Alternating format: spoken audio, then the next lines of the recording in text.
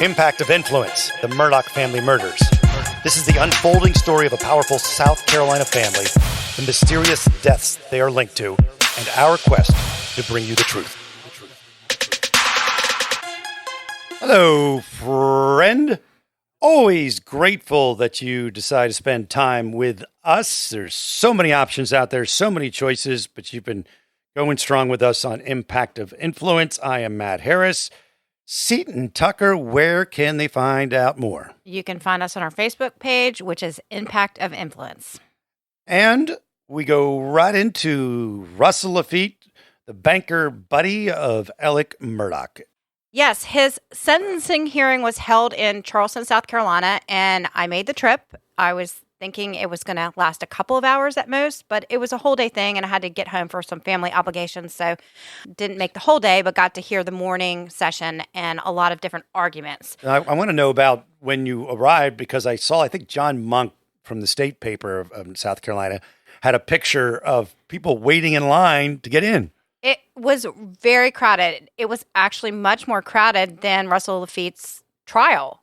So I was shocked. I got there in plenty of time and barely made it in and wasn't able to actually sit in the courtroom. They had another courtroom open for overflow, so I had to sit in there.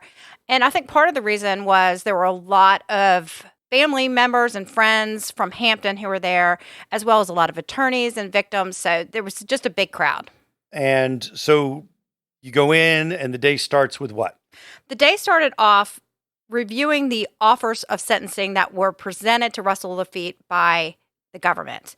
And the government had two offers that they presented. One was 72 months or 6 years if Lafitte admitted full responsibility and gave up any attempt to argue ineffective assistance of counsel, or 87 months, a little over 7 years, without taking full responsibility. And I believe that full restitution was required in both of these offers, but they had some acoustic difficulties, so it was kind of hard to hear at times. Let's bring in our legal analyst. He's a former prosecutor and a former defense attorney. He is John Snyder. Hi, John. Hello. How are you guys? We're great. Before we get into the questions about the sentencing deals, I don't know if you've been to federal sentencing before. Is this a weird amount of time that it took? Is it usually this long? It is not usually this long, but it sounds like there were some issues that were being raised by defense counsel that probably should have been dealt with before the young man went into court. Do you want to handle those now, or like specifics about that? No, I mean, I just think that typically you go in, everything's kind of buttoned up. You know, it's just a straightforward process. And here it looks like, the defense was trying to raise issues and kind of have questions asked that I would have argued untimely. And it seemed like the judge wasn't that interested in hearing their take on that either. Well, before we get to Judge Gergel's reaction to these objections, let me ask you this first, John. Was it surprising to you that Russell Lafitte did not take any of these sentencing deals? My impression was the ultimate sentence that he received was not too far off from what some of the prior plea offers had been. And so my guess would be that there was a out-of-court agreement between the parties that without Lafitte admitting responsibility, he would go to trial, but that he would pay full restitution. And so I think that's why when we learned what the other prior offers had been that he turned down, they were slightly better, but not distinctively different than what he ultimately got sentenced for. Sometimes in federal cases, and we're going to see that, we're going to learn a lot about federal court here with the former president in the next 6 months. Sometimes you get hammered if you roll the dice and go to trial. So you might get a deal to be like, plead guilty to 10 years or let the judge sentence you. And so sometimes that can be, what would have been a 10-year offer turns into a 70-year offer. Do they always read the offers that were on the table? Is that, I didn't know that was part of the thing. I think that is probably being done now to show that he's not getting favoritism. that he's not. There's nothing unusual about this case, and to help the public understand how they reached this conclusion. Okay, they don't normally do that then, or it's not the normal thing.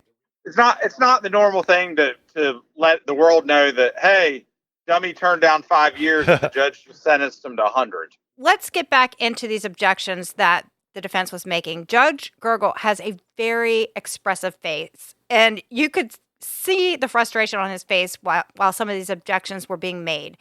The defense seemed to be arguing that Russell Lafitte was manipulated by Alex Murduagh, like many others, and Judge Gergel really wasn't having this. He said that he had not seen this sophisticated type of scheme in his 13 years on the bench. He said that this was an extraordinarily complex scheme. And Emily Limehouse from the prosecution actually said this would not have happened without Mr. Murdaugh, but could not have happened without Russell Lafitte. So a few questions for you, John. Russell Lafitte was convicted last November on 6 counts of financial crimes, and we are just now at the sentencing phase. Why did it take so long? So that's actually very typical in federal nonviolent cases for there to be a gap of time between a conviction and a sentencing hearing. Once you're convicted, there's a whole department of the Federal Bureau of Prisons where they basically do a deep dive on your life, and they make sentencing recommendations. And so that takes time. Also, it's a white collar case, and so it may be that they needed time to have space for whatever prison that Lafitte is going to. It may have been a space issue, so they needed, some guys needed to get out, so there was room for Russell wherever he's going. Now, federal crimes, I've read, require a person generally to serve 85% of time. How do they come to this conclusion? Is the formula the same? So it's a formula that's set by federal statute, and so there's a grid, and they'll say, okay, if you get sentenced to 10 years, there's a whole matrix that's applied to that 10 years that, depending on your behavior, your kind of prior life history, what you do while you're in prison, it will determine whether you get an early release. And early release doesn't mean you're free. It means you might be moved to a halfway house, or you might be moved to a home confinement. It can look a lot of different ways depending on each individual defendant. And I think the judge did recommend, I think it was 5 years of some sort of restriction after he was released. I don't know whether that's home confinement. I don't think it's home confinement. I can't remember exactly what the details were. Supervised probation, where he is still required to check in. He's required to not break the law. It's a whole set of things where, you don't just disappear from the government's radar.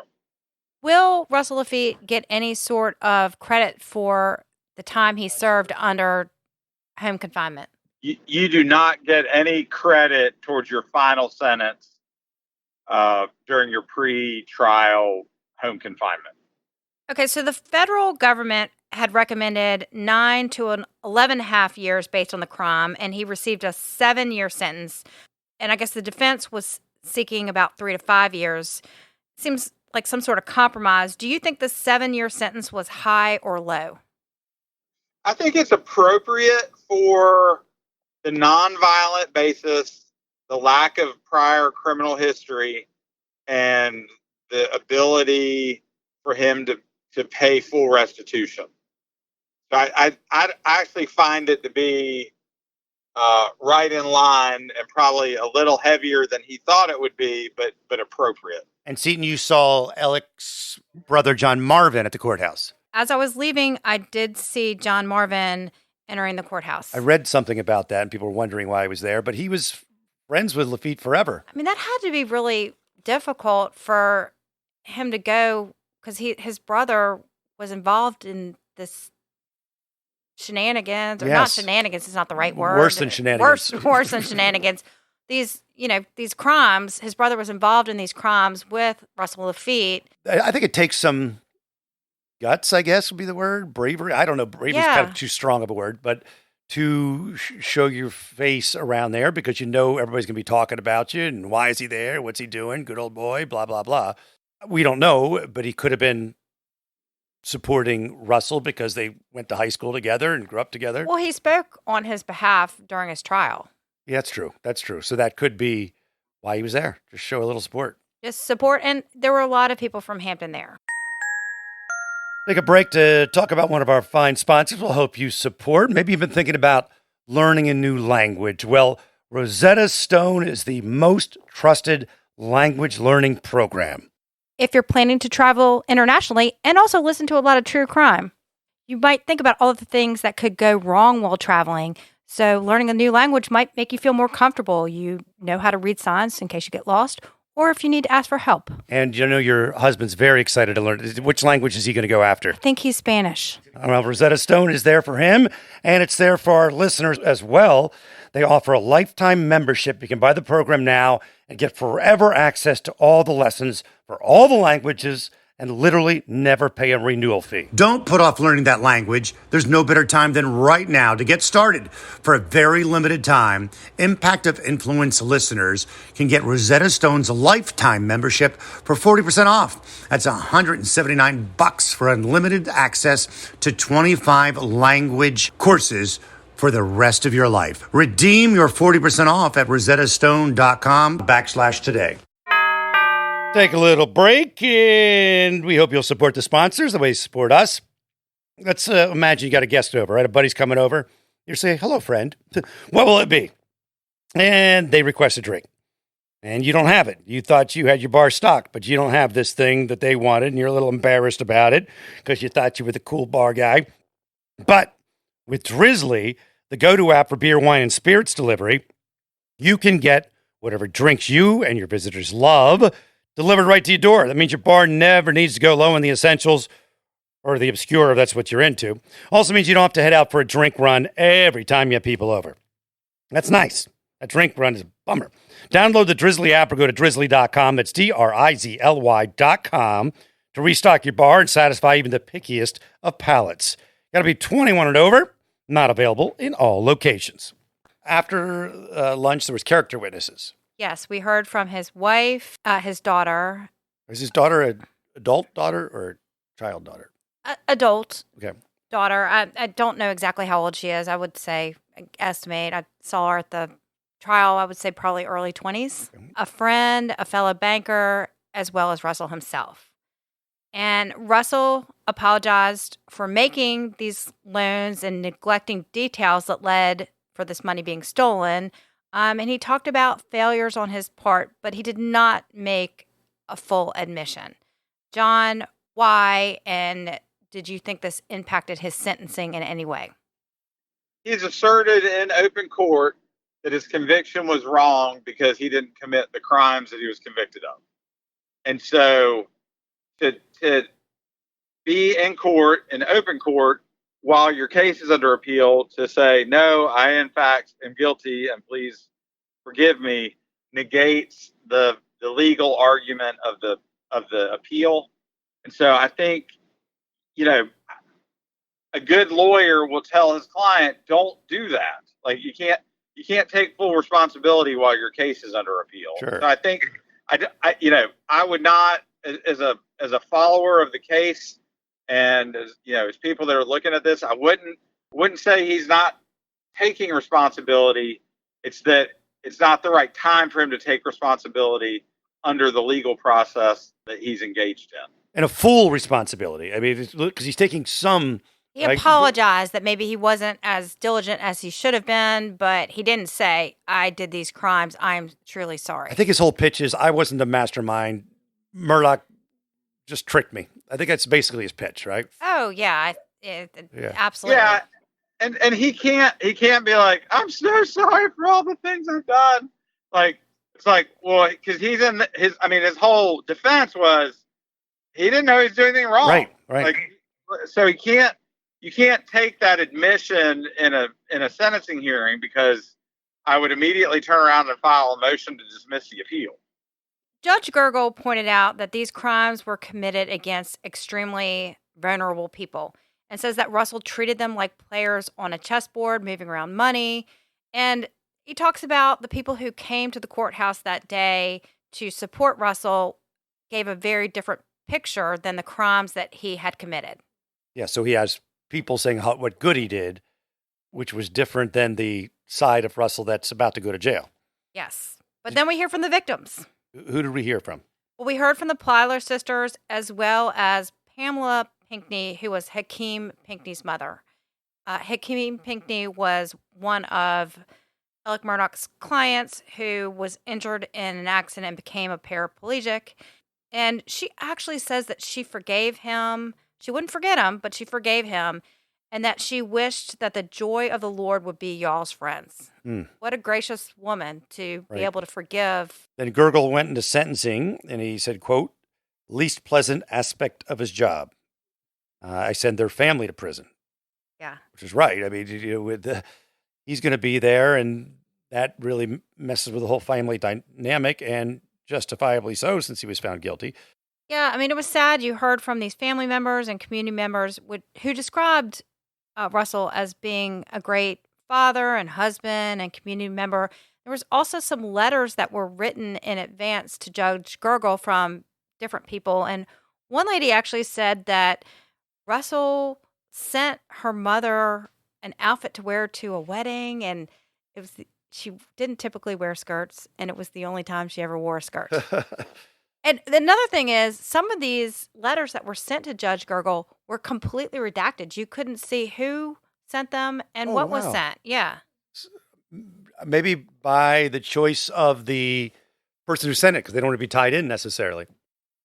That's a good point, but I could see redacting names and addresses, but in some of these letters, they redact the entire portion. Oh, wow. I don't know maybe they just did that to make it shorter, so you wouldn't read the whole thing. I don't think so. And then Lafitte's attorneys asked for him to be given bond to file an appeal. And Gergel denied this motion on the fact that it was not likely that facts would exist to overturn the case. John, do you have any thoughts on this? No, I think that's pretty normal. And he's had plenty of time to get his affairs in order and get right with Jesus and get right with his family and all that fun stuff. And Gergel was saying, let's get this party started. Judge Gergel recommended a medium security prison in Jessup, Georgia, and he recommended that the state charges would be run concurrently. Now, I believe Jessup is about a little over 2 hours away from Hampton, where his family resides. And that's not official yet. It has to be determined by the federal prison system and the state, and he still has pending state charges. But that is what Gergel is recommending. I guess, what we've seen in state cases, you after you're charged, you're immediately cuffed and taken away. And I guess Russell is going to have to report. Tell us how this works. Yeah, so he has now been sentenced. It's medium security. So the judge, the pre-sentencing people that work for the Department of Prisons, the U.S. Marshals Service all say he's not going to run, one. But two, we're going to wait till he has a spot or a bed in Jessup.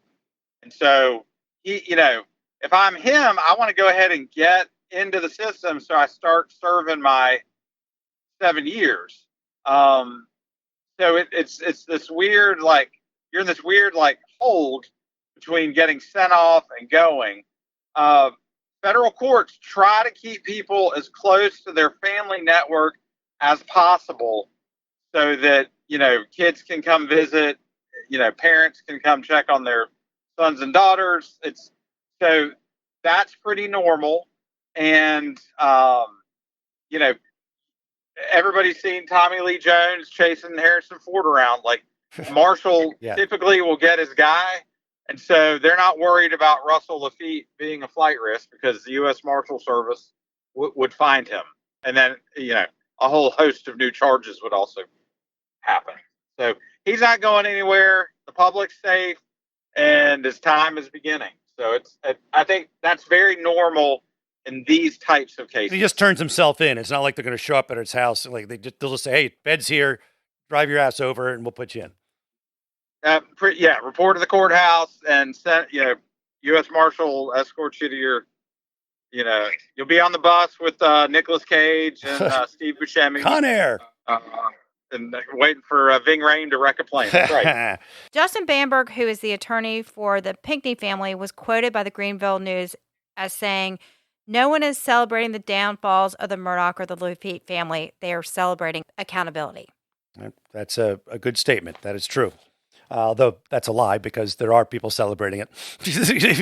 he likes, I mean, it's the nice thing to say, but who's kidding who? There are people who are happy to see the downfall. It's just the way it works in society.